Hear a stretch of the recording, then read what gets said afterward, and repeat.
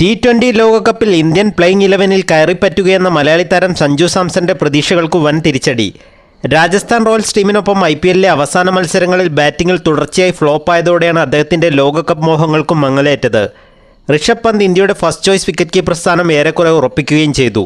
നേരത്തെ IPL-ൽ സ്ഥിരതയാർന്ന ഇന്നിംഗ്സുകൾ കളിച്ച് first choice wicket കീപ്പറുടെ റോളിലേക്ക് അവകാശവാദം ഉന്നയിക്കാൻ സഞ്ജുവിനായിരുന്നു. പക്ഷേ ഇപ്പോൾ അദ്ദേഹം ഋഷഭിന് ഏറെ പിറകിലേക്ക് പോയിരിക്കുകയാണ്. ലോകകപ്പ് പ്ലേയിങ് 11-ൽ സഞ്ജുവിന് അവസരം ലഭിക്കണമെങ്കിൽ അത്ഭുതങ്ങൾ തന്നെ സംഭവിക്കേണ്ടതായി വരും. IPL-ൽ ഏറ്റവും അധികം റൺസ് സ്കോർ ചെയ്ത ഇന്ത്യൻ വിക്കറ്റ് കീപ്പർ സഞ്ജു തന്നെയാണ്. പക്ഷേ അവസാനം കളിച്ച മത്സരങ്ങളിലെ ഫ്ലോപ്പ് ഷോയാണ് അദ്ദേഹത്തിൻ്റെ ലോകകപ്പിലെ സ്ഥാനത്തിന് തടസ്സമാവുന്നത്. റോയൽസിനു വേണ്ടി 15 ഇന്നിംഗ്സുകളിൽ നിന്നും 531 റൺസാണ് സഞ്ജു അടിച്ചെടുത്തത്. 48.27 ശരാശരിയിൽ 153 സ്ട്രൈക്ക് റേറ്റോടെയാണിത്. 5 50+ സ്കോറുകൾ ഇതിൽ ഉൾപ്പെടും.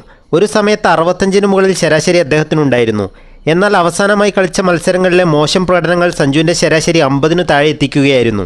ഡൽഹി ക്യാപിറ്റൽസ് നായകനായ ഋഷഭിനാവട്ടെ 13 മത്സരങ്ങളിൽ നിന്നും 40.54 ശരാശരിയിൽ 155 സ്ട്രൈക്ക് റേറ്റിൽ 446 റൺസാണ് ഉള്ളത്.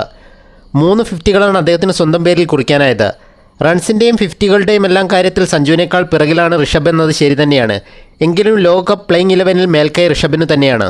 സീസണിലെ ആദ്യത്തെ 11 മത്സരങ്ങളിൽ മാത്രമാണ് സഞ്ജുവിന് ബാറ്റിങ്ങിൽ തിളങ്ങാനായത്.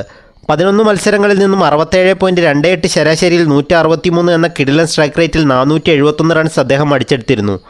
പക്ഷേ അടുത്ത 4 ഇന്നിംഗ്സുകൾ സഞ്ജുവിൻ്റെ പ്രകടനത്തിൽ ഞെട്ടിക്കുന്ന ഇടിവാണ് സംഭവിച്ചത്.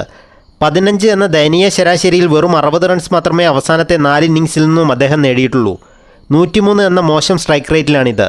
ഈ പ്രകടനങ്ങൾ വിലയിരുത്തുമ്പോൾ സഞ്ജു ലോകകപ്പ് പ്ലേയിങ് 11-ൽ സ്ഥാനമർഹിക്കുന്നില്ലെന്ന് തന്നെ പറയേണ്ടി വരും.